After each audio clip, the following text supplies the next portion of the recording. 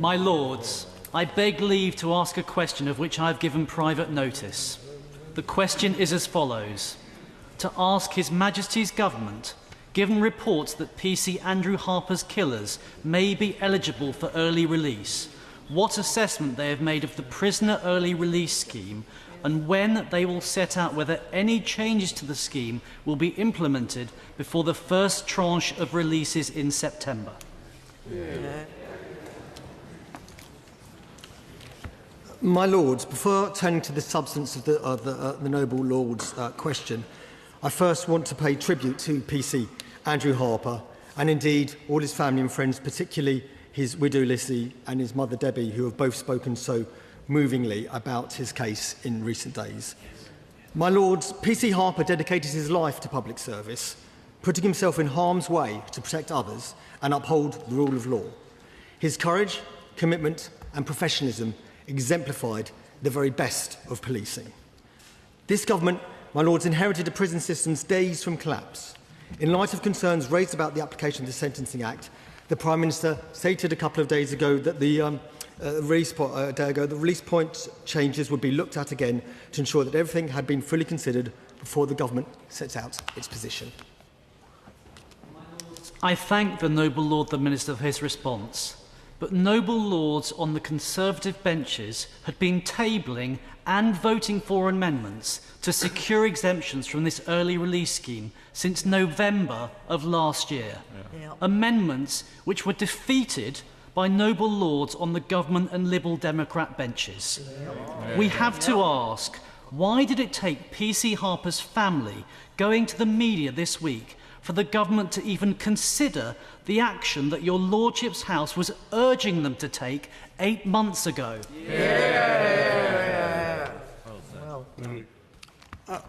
Well, my Lords, to be very clear, it's only right that the new Prime Minister has look across the board at the government's policies, and it's only right that he asks when he sees cases, terrible cases. I mean, nobody in this house, in your Lordship's House, will be in any doubt about the horrific murder of PC Andrew Harper, and it's only right that the Prime Minister, with the Lord Chancellor, looks at the scheme in place and its operation. But it is the case, my Lords, that we did face a prison system on its knees, literally days from collapse. It was practically 100% just before we came into office. And so that is why we not only passed the Sentencing Act, so in the long term we can reduce demand for prison places by several thousand, but that we are building prison places at a rate that we haven't seen since Labour was last in government. And that's really important. So I think it's not the subject of time to be making political attacks. It's time to make sure that we all get this policy right. Crossbench.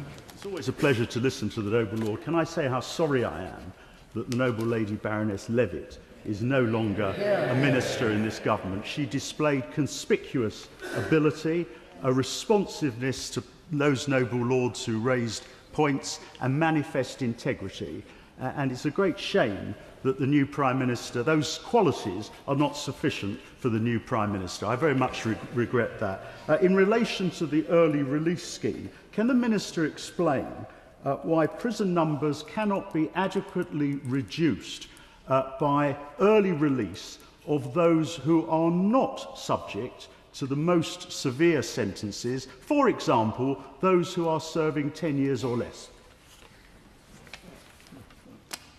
Well, I thank the Noble Lord for his question, and indeed I was remiss in not doing this earlier, but I would very much like to join him in paying tribute to my colleague, my noble friend Baroness Levitt, and indeed my noble friend Lord Timpson for all the hard work that they've done, and particularly in the case of Lord Timpson on reforming not just the prison system, my Lords, but also the probation system. We are investing a record amount in probation and reform for the probationary service and technology that we use in the probationary service, £700 million, and that is just as important in terms of dealing with those that we deem that we deem are fit for release. I think it's important when we talk about releasing people for who are on very short sentences, that one of the things I understand that the Sentencing Act sought to do is cut the cycle that merely the cycle of crime where people went into prison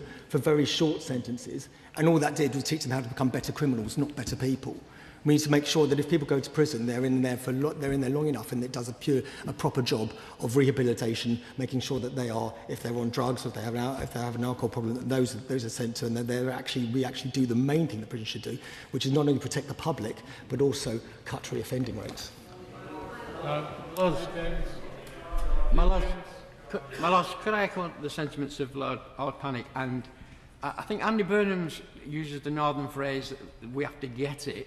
So where's the point of getting it when you lose ministers of quality, Lord Timpson and the Baroness Levitt, who clearly do get it, and these benches are dismayed that they've lost their places because they add so much more value to the debates on this particular sensitive issue. So can I ask the Minister, does he agree that a fully functional justice system, no victim or their loved one should ever be told that the perpetrator is released earlier than expected?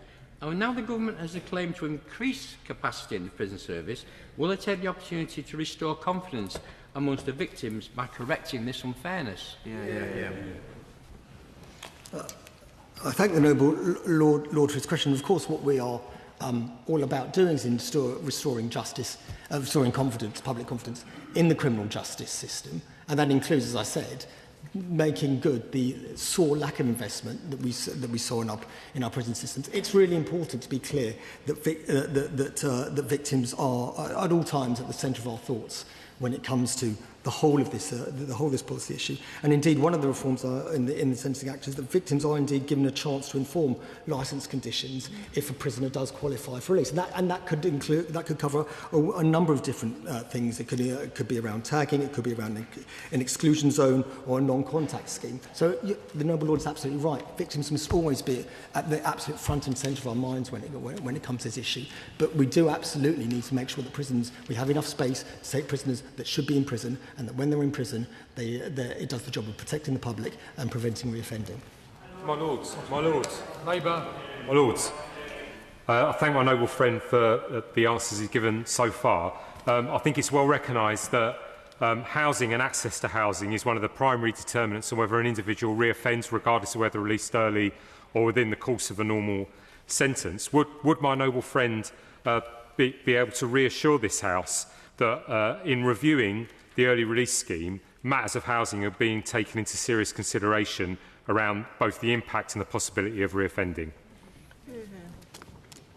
Well, my noble friend is absolutely right, and that's why one of the things that the Sentencing Act did was eradicate the I want to say call it travesty of Friday release, whereby people were released from prison with nowhere to go and no chance of having anywhere to go. Of course, if we're to really make sure that people say they've beaten a drug problem or an alcohol problem in prison, say they want to put their lives straight upon release, that they are giving them adequate access to housing so they can get their lives set up and make progress and become a fully integrated and become a useful member of society. So he's absolutely right on that. My Lords, we'll hear from Baroness Foster next, then we'll come to the Conservative benches.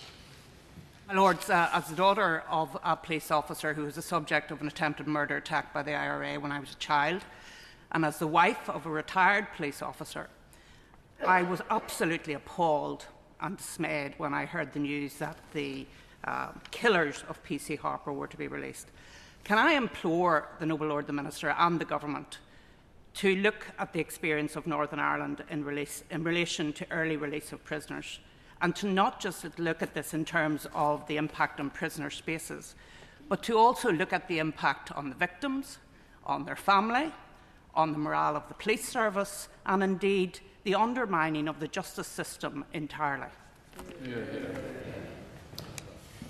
Well, I will of course begin by paying tribute to the noble lady and the testimony that we heard from just now, and we of course understand how difficult this is. I do want to be very, very clear that over 18,000 offenders will be unaffected by these reforms, and we will obviously, as part of this, part of these reforms, communicate openly with victims who've opted into the victim contact scheme. They have to, as I've already said to your Lordship's House, be front and centre of our minds. She makes a very valid point about learning the experience of the Northern Ireland, and we'll make sure that that is fed back to colleagues.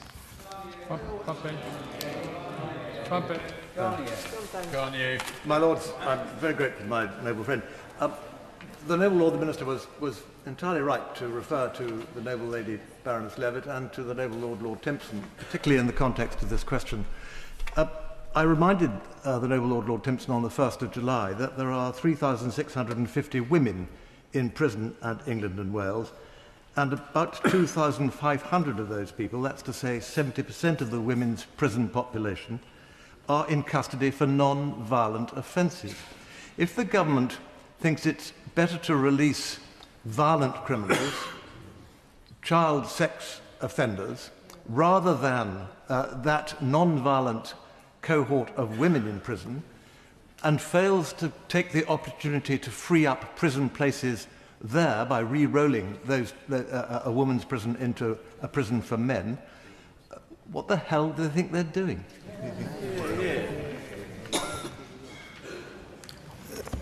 Well, I'd say to the noble and learned Lord that this is about ensuring that we have confidence in all of our criminal justice system, including the courts and including including both the prison estate, but also the probation system.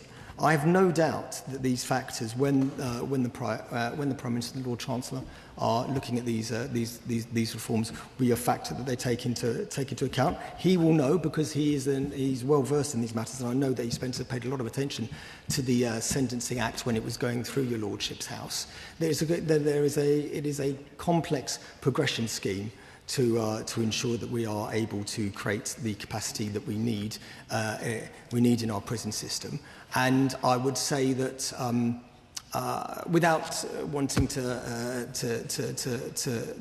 kind of rise to any demotic, there aren't a lot of easy options, but there are more sophisticated responses to the kind of the very simplistic problem he posed. Early release scheme came from earned progression, the concept behind David Gauke's proposals. And progression, of course, includes rehabilitation. The noble Lord has already mentioned the probation service. Lord Timpson was very clear that there had to be time taken to expand the probation service. You couldn't just appoint a whole lot of people off the streets and increase the numbers. Can he reassure the House that the probation service will be well equipped to deal with the numbers being released from prison? Yeah. Well, the noble lady is, of course, correct. That is why we are. But I would say that is why I know my noble friend Lord Timpson spent so much time focusing on probation as well as the prison estate, and that's why we are investing a record amount, £700 million, in probation and associated activities. For instance, we are having the biggest expansion of tagging in history. We're already tagging on record levels, and we're going to invest £100 million to expand our ability to monitor even more individuals in the community. And that isn't just a straight kind of location tag. It could be a GPS tag that addresses an exclusion measure. It could be one that addresses drug problem, a drug addiction, or an alcohol addiction. And we are very clear that offenders are going to be subject to strict conditions after their release, and indeed probation service will be given tough new powers, including things like restriction zones, to be used for the most serious offenders. To address the problem, we are trying to move at pace, but in a way that makes sure that we don't create more problems for ourselves, and that is why we are committed by this record investment in probation. My Lords, can I join the noble Lord the Minister in supporting everything he said in relation to the family of PC Andrew Harper? I note what the noble Lord the Minister said in response to my noble friend the Earl of Effingham. The noble Lord the Minister is keen to relate everything to the past, but this is about the future. My Lords, can I remind the Noble Lord the Minister that during the passage of the sentencing bill in this House, the Government repeatedly assured us that the most serious offenders would not benefit from early release. So can the Minister explain how that assurance sits with the fact that two of PC Harper's killers convicted of the manslaughter of a police officer received sentences that make them eligible for release at the halfway point under the scheme? And further, can the Minister confirm that the Government do not consider those involved in the killing of police officers as among the most serious and heinous offenders? Well, to answer that last point first, well, of course, I would say every member of your Lordship's House, certainly this government, like the previous government, would consider the murder of police officers, anybody involved in protecting us, any of the emergency services, people who run to danger when we might run away from it, the most serious and heinous of offences. He says that we are focusing purely on the past, but we're not, my lords. We're acting to avert a crisis in prison places, and that's why we're delivering the largest expansion since the Victorian era, with 14,000 prison places to be in place by 2001, and we've already delivered over 3,000 of those places. When there was only 500 delivered over 14 years of government. We are doing what we have to address this crisis. But be in no doubt, those that are involved in serious crime will be treated as with the same amount of passion and action as any government, because the most important thing is to have public confidence in the criminal justice system, public confidence around safety in our streets, and that is something this government will always act to ensure.